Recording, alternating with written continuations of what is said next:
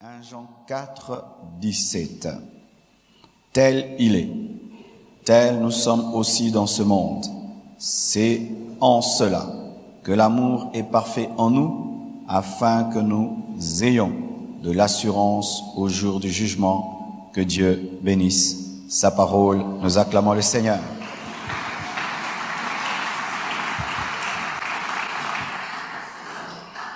Alléluia. De l'attachement à la graine. De l'attachement à la graine. Je vais vous parler ce matin d'un processus qui a lieu dans la vie d'un chrétien lorsqu'il s'attache à Jésus-Christ. Ce sera un résumé de tous les messages qui ont été donnés pendant ces 30 matins et je prie que Dieu m'aide vraiment à arriver à faire ce résumé. L'attachement.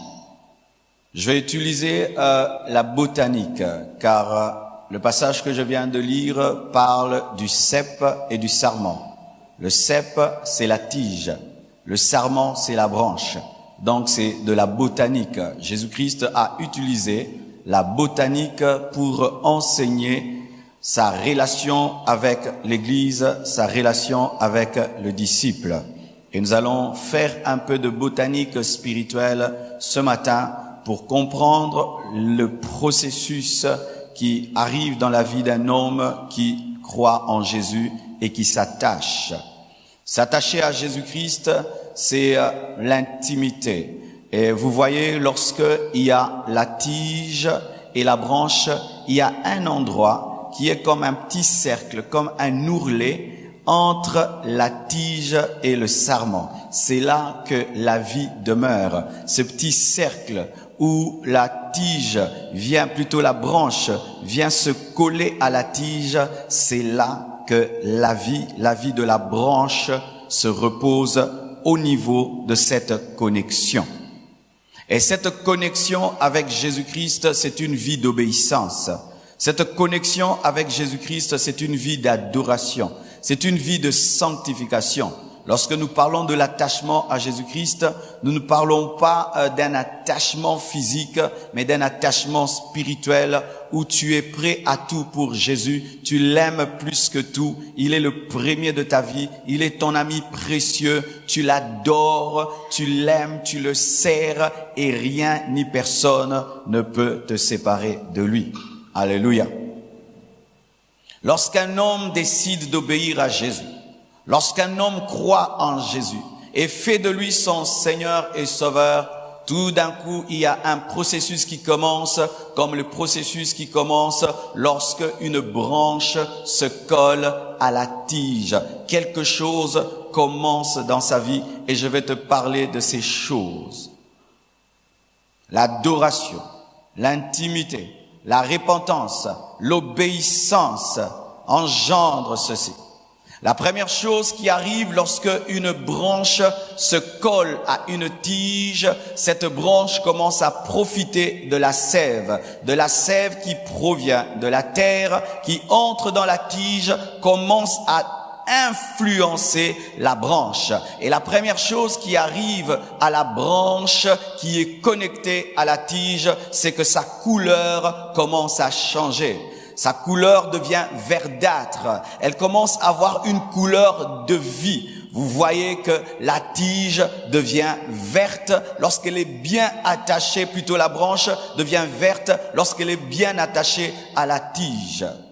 Cela parle de quoi? Cela parle de la nature de Dieu, de la vie de Dieu. Lorsque tu t'attaches à Jésus-Christ, voici la première chose qui va t'arriver. La vie de Dieu, la nature de Dieu va commencer à se manifester dans ta vie. Tu vas commencer à aimer les gens naturellement. Alléluia. Tu vas commencer à t'humilier naturellement. Tu auras la joie naturellement. Tu craindras Dieu naturellement. Tu ne vas plus forcer la sanctification. Tu ne vas plus forcer d'haïr le péché. Tu ne vas plus forcer d'haïr le monde, tu ne vas plus forcer cela parce que la branche va devenir verte par la puissance de la sève qui passe au travers de la tige. Tu vas manifester le fruit de l'esprit, tu vas manifester la fidélité, la bénignité, la maîtrise de soi. Ça, c'est la première étape. Lorsqu'un homme s'est repenti et s'est attaché à Jésus-Christ, la première étape qui arrive dans sa vie, ce n'est pas d'abord la bénédiction, des miracles, les prodiges, c'est la nature divine, l'amour, la paix, la joie par le Saint-Esprit.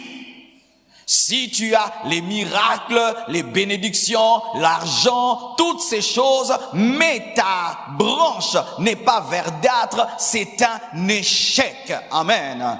Et je te pose une question, est-ce que déjà tu es à l'étape seulement d'avoir une coloration verte? D'abord cela.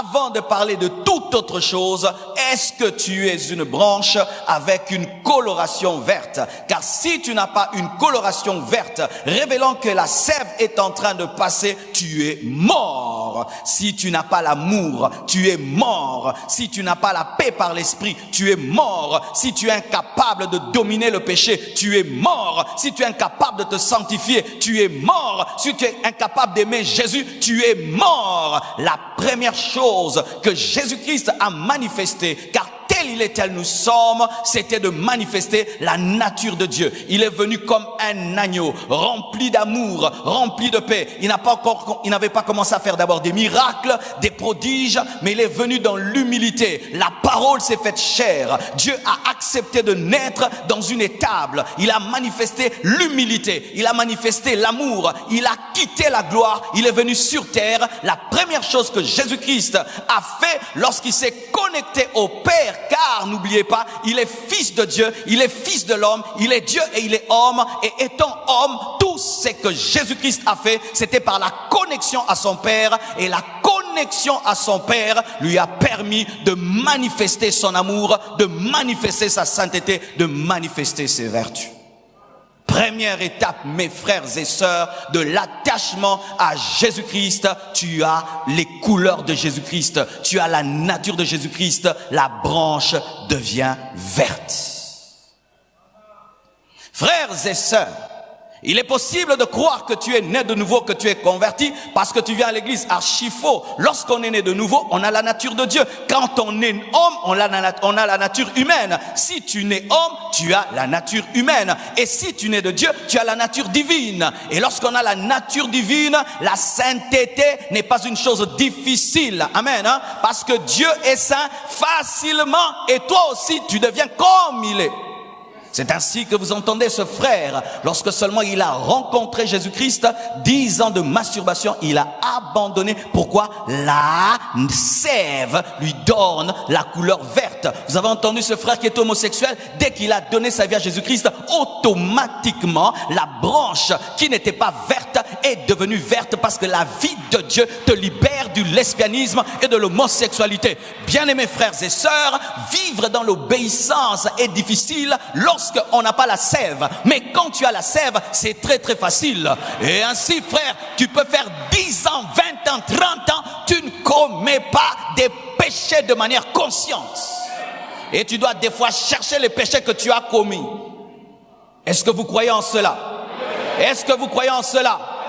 Oui, frère, il est possible d'arrêter de pécher et de ne jamais plus retomber une seule fois dans tes péchés passés. Oui, tu peux arrêter avec l'alcool et plus jamais tu ne touches l'alcool. Tu peux arrêter avec l'impudicité, plus jamais tu ne touches à l'impudicité jusqu'à ta mort. Pourquoi? Tu es connecté à la tige de la sainteté, à la tige de l'amour, à la tige de la vie de Dieu.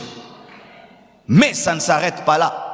Lorsque une branche se colle à une tige, elle a une couleur verdâtre, mais plus elle demeure, dites plus elle demeure, car il faut demeurer, il faut persévérer. Il ne faut pas pendant un temps, plus elle demeure, cette tige qui était fragile devient forte, de sorte qu'on peut même placer un balançoire sur cette tige et des gens qui pèsent commencent à se balancer dessus. Quelqu'un peut monter sur l'arbre et il monte sur la tige et il monte sur la branche devient solide et tu peux te tenir sur la branche et là maintenant tu commences à manifester les capacités de Dieu, les dons spirituels, tu commences à manifester la puissance de Dieu, mais la puissance vient après la nature. Les dons spirituels viennent après les fruits. Il faut d'abord être vert pour être solide. Si tu cherches à être solide sans être vert, ce n'est pas possible. C'est l'accumulation de la sève qui donne l'énergie.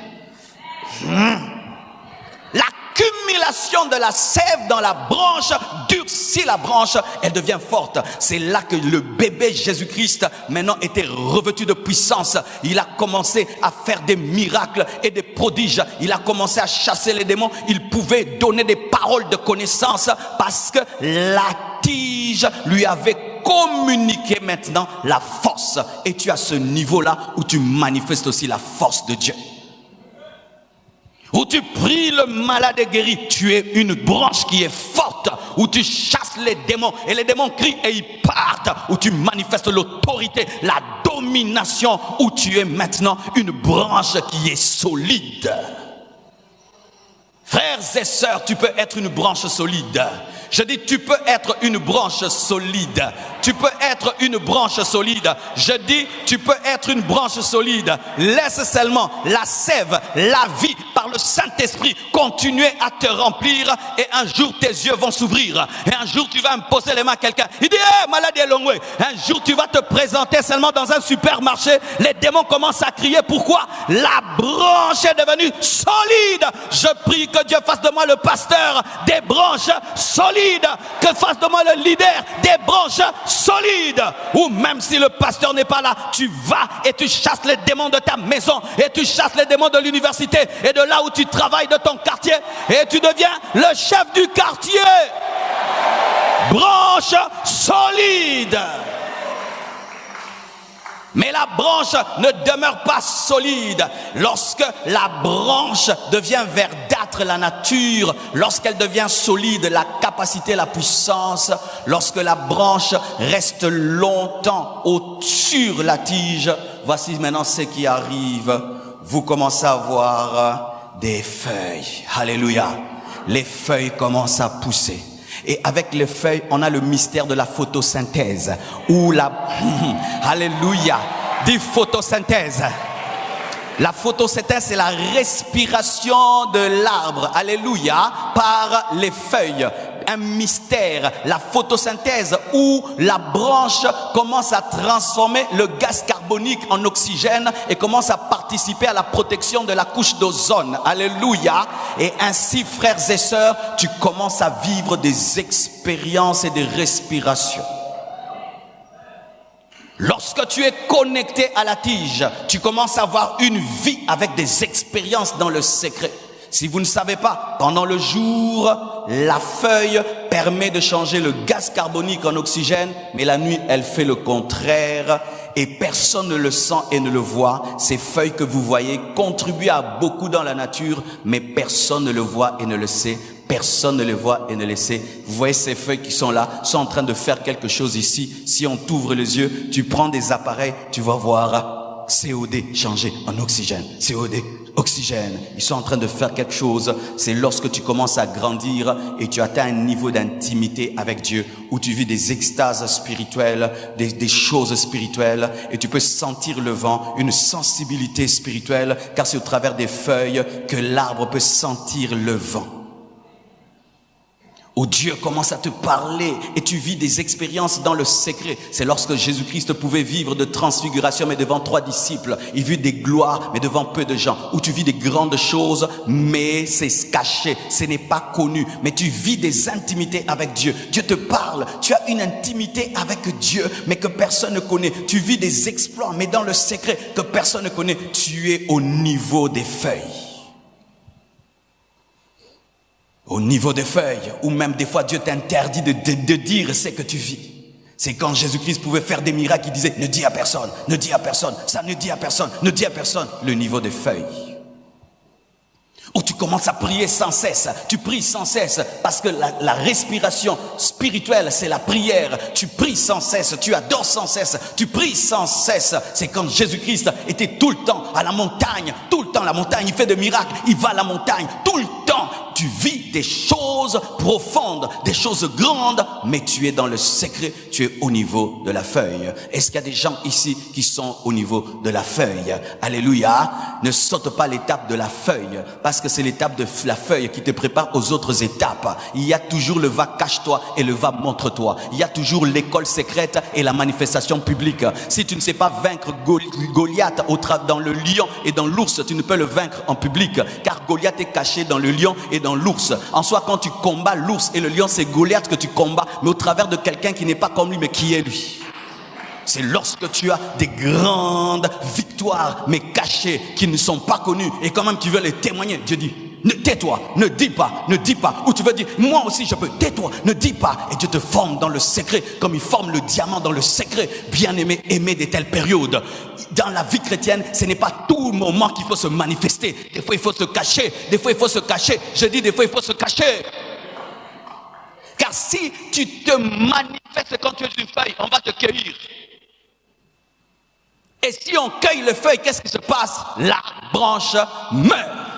Parce que c'est par la feuille que la branche respire. Alléluia. Et quand maintenant la branche reste au niveau de la tige, elle porte le fruit maintenant des feuilles, les feuilles finissent par se transformer en fleurs. La fleur. La fleur, c'est la partie romantique d'un arbre. La feuille, on prend des photos des feuilles, on fait des bouquets, plutôt des fleurs, on met sur des cartes postales. C'est le temps de la gloire, où tu vis une grande gloire. Les ministères publics de Jésus-Christ, ils chassent les démons, sa renommée se répand partout. Jésus, Jésus, Jésus, Jésus. Ça, c'est la fleur. Ça, c'est la fleur. Jésus à gauche, Jésus à droite. Il a fait marcher un paralytique. Il a ouvert les yeux. Ça, c'est le succès. Mais un succès qui attire aussi la jalousie, qui attire des combats. Es-tu au niveau de la fleur? Au niveau de la fleur, où il y a la renommée, la célébrité, la gloire, tout ce que tu fais te réussit parce que tu es au niveau de la fleur. Les gens veulent prendre des photos avec toi, ils veulent te filmer, ils veulent te poser des questions, ils veulent ceci. C'est toi, tu vis la gloire de Dieu. Dieu t'utilise, Dieu se manifeste, tu deviens une référence. Là, c'est la fleur, mais la fleur est incomestible. On ne mange pas la fleur. C'est un temps où tu as un impact, mais qui a un impact pour toi, mais tu n'aides pas beaucoup les gens. Car on ne mange pas la fleur. Jésus-Christ qui ouvre les yeux de malades, c'est bien, mais il ne sauve personne. Jésus qui fait des foules, c'est bien, mais il ne sauve personne. Et il y a des gens qui s'arrêtent au niveau de la fleur. Ils pensent que la fleur, c'est la finalité. Non, bien-aimés frères et sœurs, tu peux avoir un ministère où tu sauves, tu guéris les âmes et tout le reste. Mais ce n'est pas l'aboutissement, ce n'est que la fleur. Parce que tant que tu n'es pas utile aux autres, tu n'es qu'une fleur. Et la fleur ne se mange pas. Elle est incomestible. C'est pourquoi lorsque les disciples voyaient la gloire qui était dans le ministère de Jésus, ils guérissaient les malades, ils chassaient les démons, ils voulaient en faire un roi, alors qu'on ne fait pas d'une fleur un roi. Est-ce que vous comprenez ce que je dis? Est-ce que vous comprenez ce que je dis? Lorsque tu vis la gloire, l'impact et tout le reste, mais si tu n'es pas comestible, c'est-à-dire si les gens ne peuvent pas profiter de toi, ça ne sert à rien. Tu dois évoluer dans l'intimité.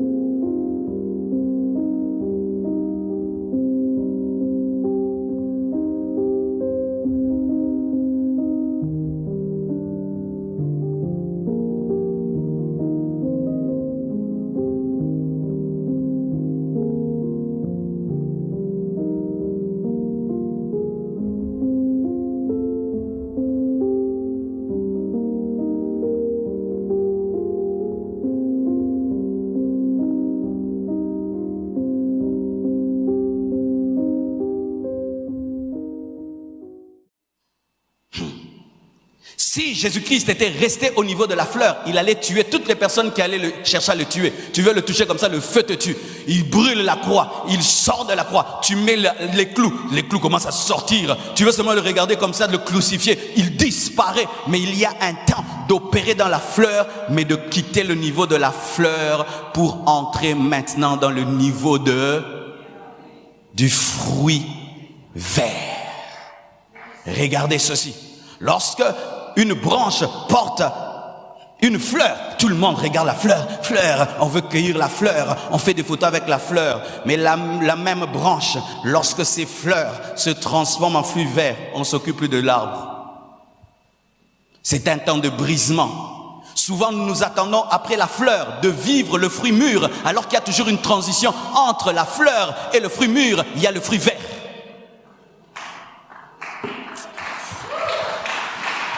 Après la belle fleur romantique et glorieuse, ce n'est pas automatiquement le fruit mûr, c'est le fruit vert. C'est le temps où Jésus-Christ est crucifié. Où tu as la vie, mais tu es rejeté. Où tu es en train de sauver le monde, mais tu penses que tu es rentré en arrière alors que tu es en train d'avancer, mais en reculant. Comment Joseph est-il entré dans le palais du roi? Il n'est pas entré dans le palais de Pharaon en avançant, il est allé en reculant. En reculant, il était chez papa, il recule, il devient esclave, il recule, il entre en prison, il recule, et puis il entre chez Pharaon, il recule. Pourquoi? La porte était par l'arrière. Give me a man. Give me a man. Toi qui penses que pour être élevé, il faut avancer. Non, non, non. Il faut reculer pour avancer. Celui qui meurt, c'est celui qui vit. Celui qui diminue, c'est celui qui monte. Celui qui s'efface, c'est celui qui paraît. Alléluia. Lorsque tu es au niveau de la fleur, n'attends pas le fruit mûr, attends le fruit vert. Pourquoi? Parce que il faut que pendant un temps tu sois rejeté pour mûrir. Car si tu n'es pas rejeté, on va te manger avant le temps. Oh, donne-moi la main, donne-moi la main. Renda la bashaya. Dis avec moi stratégie. Nzambazama yele moko. Ayebi kenaba lo koso na biso to koliango avant.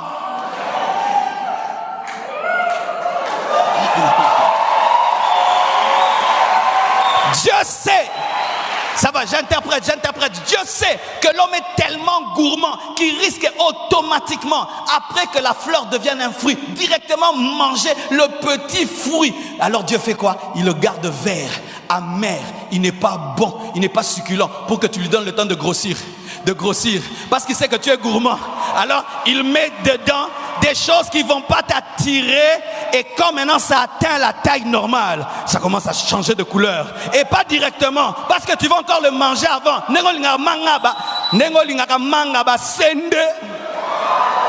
Alors ça commence à changer progressivement, et des fois tu ne vois pas le fruit mûrir pour que tu sois distrait et que tu le manges qu'au temps.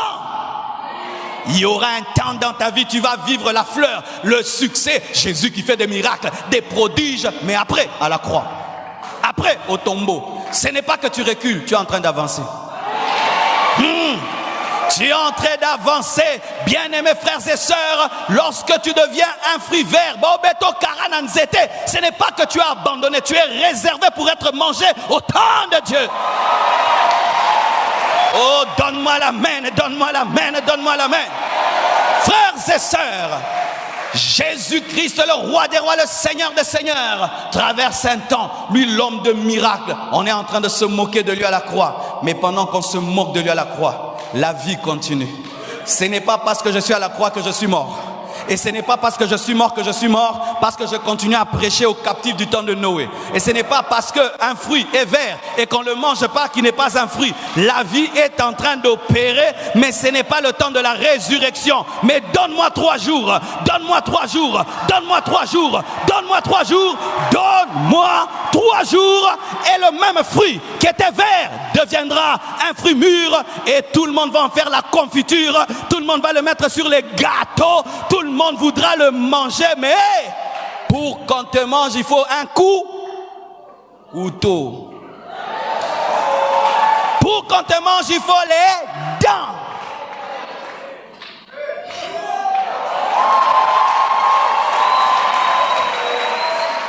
Tu viens à Dieu, communion avec Dieu, il te donne sa nature. la nature verte, la couleur verte, il te donne la force, la branche qui devient forte, des miracles, des prodiges, il te donne une intimité. Les feuilles, tu commences à respirer, tu as des choses personnelles. Dieu te manifeste par la fleur, la gloire. Quand tu vis la gloire, tu penses que ça va continuer. Dieu te brise, il te brise. Frère, quand tu viens à l'église, tu dois te préparer à être briseur. Ah, frère, si tu n'es pas prêt à être brisé, tu vas quitter cette église. Tu viens, on te brise. On te brise et on te regarde. Si tu es un fils, tu vas rester. Tu n'es pas un fils, tu vas partir. On te brise. Dieu a brisé son propre fils, mais n'a pas commis de péché. On te brise, on t'essaye, on te teste. Voir si la rébellion va sortir de toi. Un fils, tu peux le taper, il va revenir. Mais quelqu'un qui n'est pas fils, tu le tapes, il part. Alléluia. Fruit vert. Et là tu es abandonné. Dieu est en train de te regarder. Est-ce que tu continues à croire en la promesse? Est-ce qu'ils croient en la promesse? Les gens ne s'occupent pas de toi. Frères et sœurs, lorsque une mangue est sur l'arbre, même si vous ne le cueillez pas,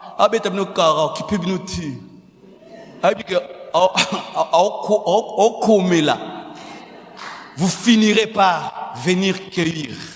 Quand Jésus maintenant ressuscite, il ressuscite. Quand un fruit devient mûr, il est beau, mais la beauté du fruit donne l'appétit. La beauté du fruit donne l'envie de le couper, de le croquer, de le transformer en bouillie, en compote. C'est pourquoi tout fruit mûr doit ressusciter avec un bon goût et avec la disposition d'accepter le couteau. C'est pourquoi Jésus le ressuscité est ressuscité sans rancune. Il a dit, dites à Pierre qui m'a renié que je le précède en Galilée.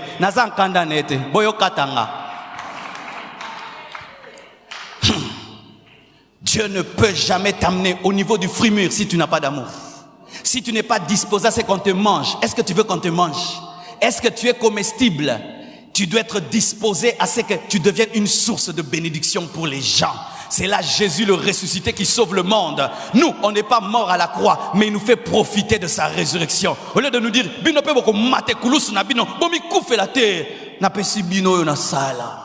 est-ce que tu es capable, dans ta vie, tu étudies, tu deviens un grand homme et tu aides des orphelins, tu aides des pauvres. Est-ce que tu es capable dans ta vie, tu te bats et après tu t'offres. Tu t'offres, tu entres dans un laboratoire, tu travailles, tu trouves un vaccin, tu le donnes gratuitement, tu écris un livre, tu l'écris, tu souffres et puis tu l'offres. Un fruit mûr se donne, s'offre. Si tu es un fruit mûr qui ne s'offre pas, tu es en plastique. Tu es en plastique. Est-ce que ça je peux manger? C'est beau, est-ce que je peux manger? Lorsque ta gloire est incomestible, tu es en plastique. Tu es en plastique. Des gens qui ont une gloire, mais personne n'en profite. Des gens qui ont une gloire, personne n'en profite. C'est une gloire inutile. Dieu a béni Abraham pour qu'il devienne une source de bénédiction. En soi, le fruit mûr, c'est la résurrection de la fleur morte. Car la même gloire qui était sur la fleur vient sur le fruit mûr, mais avec plus d'impact. Le même Jésus qui faisait des miracles, des prodiges, meurt, crucifié, ressuscite, mais il fait davantage. Il commence à traverser les murs, il commence à apparaître à ses disciples.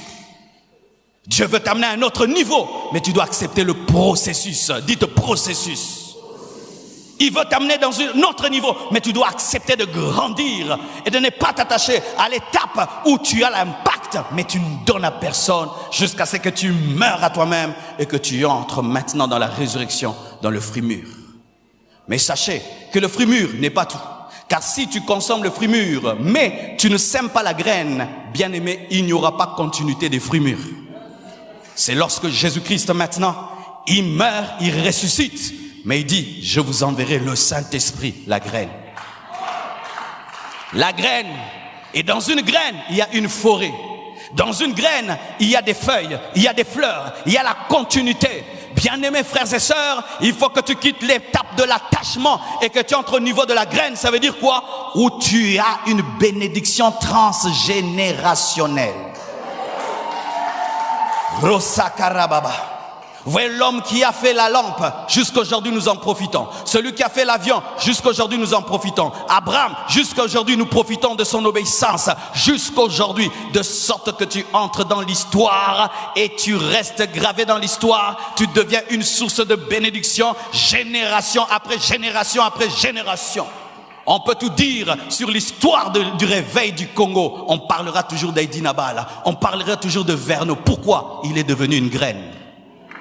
C'est ça, réussir dans la vie, devenir une graine. On peut toujours parler en RDC, on parlera toujours de Lumumba. Pourquoi? Il est devenu une graine. Est-ce que toi, tu deviendras une graine? Quand tu t'arrêtes au niveau du fruit mûr, c'est bon, on va profiter de toi pendant un temps. Mais c'est seulement lorsque Jésus commence une église et qu'il donne la puissance du Saint-Esprit aux apôtres qu'aujourd'hui, je suis en train de parler de lui. C'est une graine. Une graine. Et là, mes frères, sœurs congolais, j'aimerais vous dire, c'est ce qui nous manque en Afrique. En Afrique, tu viens, tu trouves quelqu'un qui a fait des choses avant toi, tu démolis tout, tu changes les noms et tu fais autre chose. On n'a pas l'esprit de la graine. Quand tu vas mourir, tu commences à vendre toutes les maisons et toutes les voitures. Tu n'as pas l'esprit de la graine. La graine, c'est laisser un héritage à tes enfants. Tu laisses un héritage à tes enfants. Tu laisses un héritage à tes enfants. Ils n'ont pas souffert pour la maison. Ils trouvent la maison. Ils trouvent un compte en banque. Tu sers Dieu, tu laisses une parcelle, tu construis. Et si tu passes, on dira, il y avait le pasteur Marcelo. Il avait le pasteur Marcelo. Ça, c'est une graine que nous avons laissée aux enfants de nos enfants, de nos enfants, de nos enfants. Vos enfants vont prier ici. Les enfants de vos enfants vont prier ici si Jésus-Christ ne revient pas. Une graine, tu laisses une école, tu laisses un hôpital, une graine. Les gens étudient, deviennent des grands hommes, mais quand tu vas à l'Ovanium, l'histoire, c'est un prêtre qui est passé par là, il a laissé l'université. Une graine. As-tu la vision d'être une graine? D'influencer des générations dans ta famille, qu'on puisse parler de l'oncle ceci, de papa cela, de papa Abraham, papa Jacob. Écoutez la femme samaritaine, même si elle avait une religion mélangée, elle disait, es-tu plus grand que notre père Jacob qui nous a laissé ce puits? Qui nous a laissé ce puits? Qu'est-ce que tu vas laisser au monde? Qu'est-ce que tu vas laisser au monde? Que vas-tu laisser au monde? Les païens sont en train de travailler. Ils nous laissent Facebook, YouTube, des avions, des télévisions, des téléphones. Et nous, chrétiens, qu'est-ce que nous allons laisser au monde? Il y a des hommes qui sont passés dans des nations. Ils ont mené un réveil. Jusqu'aujourd'hui, on parle de cet homme de Dieu-là. Lorsqu'il est venu ici, le réveil est venu. Philippe est allé en Samarie et il a mené le réveil. Bien-aimés frères et sœurs, si ta vie ne laisse pas de traces, tu as vécu pour rien. Une vie qui ne laisse pas de traces, ce n'est pas une vie. Même le serpent laisse des traces. Même le serpent laisse des traces. Vous devez avoir la vision de laisser des traces. Quand vous travaillez à l'église ici, vous devez former des gens. Amen. Tu ne dois pas être le seul qui sait chanter. Forme des gens qui chantent. Tu ne dois pas être le seul qui prêche. Forme des gens qui prêchent. Si tu es pasteur, engendre des pasteurs. C'est seulement toi qui sais. C'est seulement toi qui sais. Tu n'es pas une graine. Un fruit n'est qu'un fruit que si la graine est sémée. Car si tu manges le fruit, mais tu ne sèmes pas la graine, le fruit va disparaître. Et si tu ne communiques pas ta connaissance à quelqu'un, tu as connu pour rien. Où est ton disciple? À qui es-tu entré d'enseigner des choses pendant que je parle? Est-ce que tu as quelqu'un à qui tu donnes ce que tu connais, ta sagesse, ton intelligence, et quand tu pars, il continue. Voyez les païens, ils ont des programmes pour 50 ans. J'ai suivi dernièrement à la télévision, ils disent en 2050. En 2050, le monde de 2050, nous avons un projet. Écoutez, les Angela Merkel et tous les Russes, lorsqu'ils parlent du monde, en 2070, nous devons arriver à ceci. Donc tout ce qu'ils font, c'est pour les enfants, de leurs enfants, de leurs enfants et de leurs enfants. Que Dieu nous donne des politiciens différents qui pensent aux enfants, de leurs enfants et de leurs enfants. Et que Dieu vous donne le pouvoir au nom de Jésus. Où tu ne penses pas à ta maison, tu ne penses pas à ta famille, tu penses après 20 ans de laisser une route, de laisser des hôpitaux, de laisser des écoles. Et quand tu sers Dieu, tu ne mets pas tout dans ta poche. Tu ne mets pas tout dans ta poche, tu laisses un héritage. On respecte le menuisier, non pas par sa maison, mais par les instruments qu'il utilise. Ayez une vision transgénérationnelle. Dites transgénérationnelle. C'est quelque chose que l'Africain congolais doit intérioriser, transgénérationnel. Il n'y a pas que toi. Je crois de tout mon cœur que lorsqu'on parlera un jour du réveil au Congo, on parlera de moi. Et je me bats pour cela. Lorsqu'on parlera du réveil en Martinique, on parlera de moi. Il y a eu un Congolais, il est venu ici, il a amené le réveil. Avez-vous de tels rêves? Si ton rêve c'est la fleur, tu n'as rien compris. Si ton rêve c'est la feuille, tu n'as rien compris. C'est ça l'église du Congo. Les gens ne recherchent que la feuille. Des expériences, des expériences, des expériences, des expériences, des expériences, des miracles, l'onction, l'onction. Pourquoi? Pour devenir une graine. Alléluia.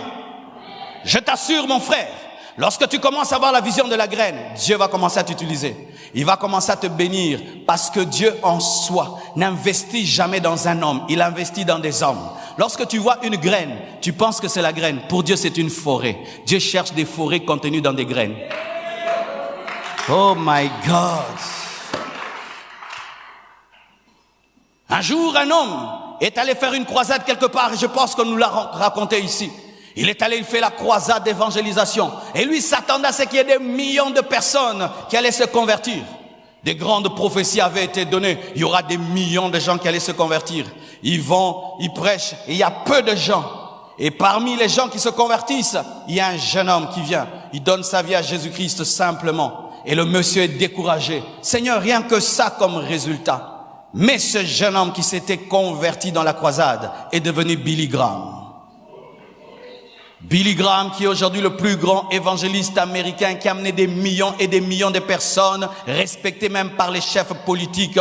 Il y avait une graine appelée Billy Graham. Je suis un prédicateur des graines ou des fleurs ou des fruits. Je veux être le prédicateur des graines. Ou dans ton domaine, tu formes des gens. Tu maîtrises le droit, tu aides des gens à connaître le droit. Tu maîtrises la politique, tu aides les gens. Nous voulons dans cette église qu'il y ait des leaders. Des leaders. Les graines, ce sont des leaders. Il y a une église qui est en train de grandir ces derniers temps en Europe. Ils n'ont pas que le département d'intercession. Ils n'ont pas que le département d'évangélisation. Vous savez, ils ont des départements de quoi? Département des médecins, département des charpentiers, département des médecins, département des footballeurs, département des politiciens. C'est là qu'on forme des graines, des hommes qui sont appelés à engendrer d'autres hommes. Jésus-Christ meurt, il ressuscite, il laisse l'Esprit de Dieu à Pierre. Et le jour de la Pentecôte, Pierre se lève, il parle 3000 conversions, il parle 5000 conversions. Aujourd'hui, je suis en train de prêcher Jésus-Christ en français, alors que Jésus n'a jamais prêché en français. La graine, ça fonctionnait. Il n'y a pas que toi dans la vie. En toi, il y a des nations. Est-ce que tu le crois? En toi, il y a des villages. En toi, il y a un hôpital. Dis en moi, il y a un hôpital. En moi, il y a une école. En moi, il y a une école, il y a un orphelinat, en moi, il y a une route, en moi, il y a une cité, en moi, il y a une nation, en moi, il y a un pays, en moi, il y a des rois, des reines, en moi. Ya Sharababa. Lorsque tu regardes une graine, tu peux la jeter, mais l'agriculteur ne jette pas une graine, il sait que c'est une forêt. Et lorsque tu découvres que tu es une graine, tu commences à veiller sur toi. Bouzobati, kosimbati. Oh, give me amen. Give me amen. Un agriculteur peut te laisser toucher un fruit, mais pas une graine. Parce que la graine est une forêt. Et comme tu sais maintenant qu'en toi, il y a des hommes, et des hommes, et des hommes, et des hommes, tu commences à te consacrer, tu commences à te sanctifier, tu commences à te discipliner, parce que tu sais qu'en toi, il y a les futurs de plusieurs personnes. Un jour, ma fille Nadège est venue me voir chez moi à la maison. Elle m'a dit quelque chose qui m'a bouleversé. Elle m'a dit seulement, pasteur, ne nous fais pas honte. Pasteur, ne nous fais pas honte. Il s'agissait de moi. Mais pourquoi elle a dit nous? Parce que ta chute, c'est notre honte. Ta chute, c'est notre honte. Pourquoi? Tu es une graine. Quand une graine meurt, c'est la forêt qui meurt. Est-ce que vous le savez? Si j'avais pas donné ma vie à Jésus-Christ, qu'est-ce qui serait arrivé?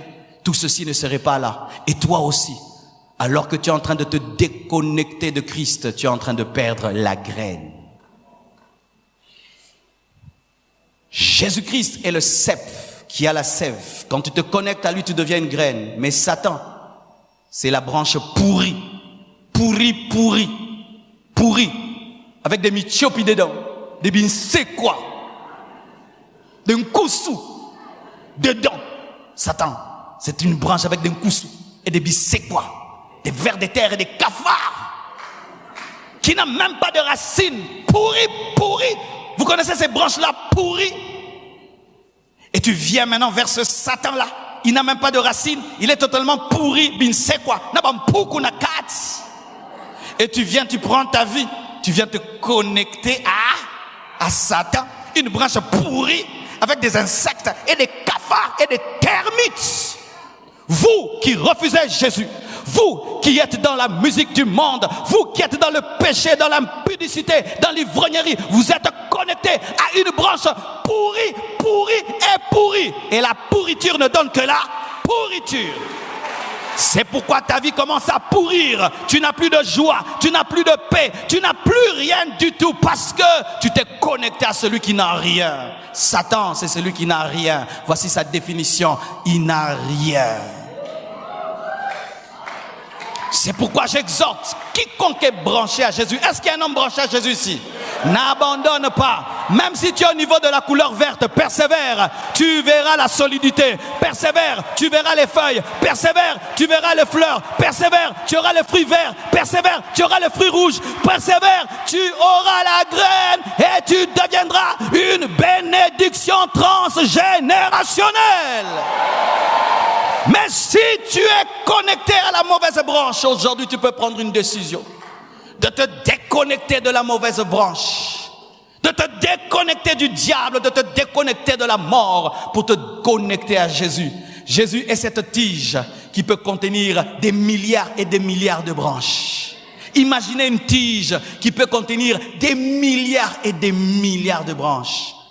Même si j'y suis, il y a de la place pour toi.